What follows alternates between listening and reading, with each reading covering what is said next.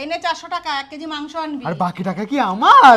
ওই দিয়ে আলু পেঁয়াজ আর টমেটো আনবি। ওকে এনি তাই। না না আজকে খেলবো না। আরে নেপা জিতছে। হ্যাঁ ইয়েস কি রে খেলবি নাকি? না না টমেটো মাংস আলু পেঁয়াজ অনেক কিছু কেন লাগবে, আজকে রিস্ক নেব না। যদি টাকা ডবল হয়ে যায়। আর যদি হেরে যায় মা তো বাটনা বেটে দেবে। কিচ্ছু হবে না কিচ্ছু হবে না। বস বস বস।